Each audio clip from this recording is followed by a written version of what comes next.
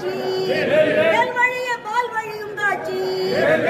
முருகவன் நினைத்த ஓடி வரும் மாட்சி சரவணனின் ஆறுமுக தோற்றம் சரவணனின் ஆறுமுக தோற்றம் நல்ல சம்காரம் செய்தோரின் புனிதத்தின் மாற்றம்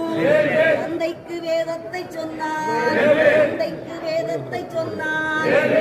தனக்காக மரமாகி சோலையிலே நின்றாள் முகத்தை பழனியிலே பார்ப்போம்